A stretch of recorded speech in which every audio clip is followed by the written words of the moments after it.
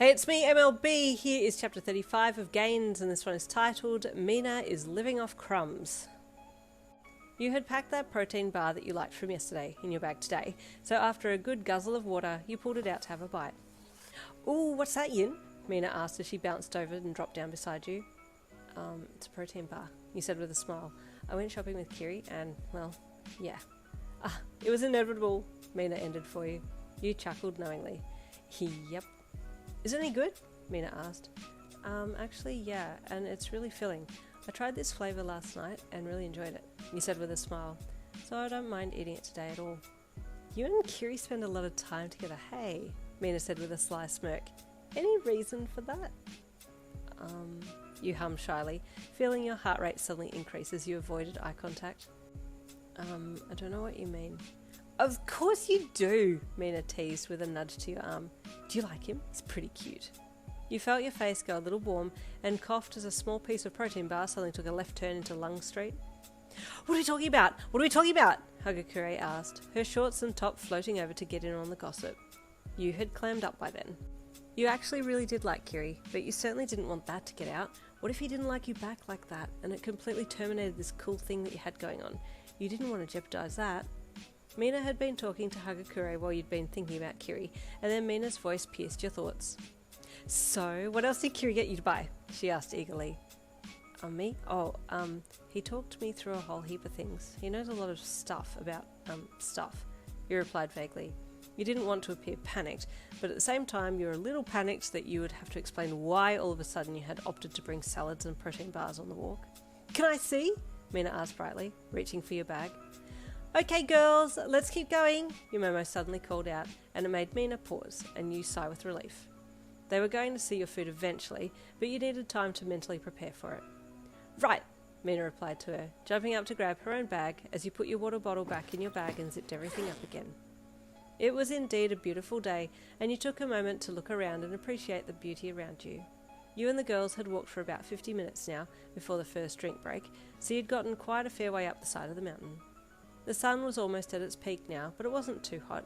It felt just right actually, and you inhaled deeply as you looked up into the sky. There was quite a shade covering of trees in this next part, and the sun would occasionally pop out from between the lightly shifting leaves to stab you in the eye with its light, but you found that quite comical and smiled to yourself as you squinted heavily a few times to avoid being blinded. Oh, I'd love to bring Kiri here. It's so pretty and bright, he'd love it, you thought, imagining him walking behind you and chatting about all kinds of things. We'll stop after this next climb and have something to eat. There's a lookout up here, Yumomo called from up ahead. You nodded and you heard a few of the other girls behind you call out their agreement so that Momo knew that she had been heard. What you thinking about, Yin? Mina asked, twisting her head back to look at you. It's so nice here, you said with a light pant. She smiled. It is, it's a perfect date idea, isn't it? She also added. You deadpanned. Ugh, she's really determined to get it out of me, isn't she?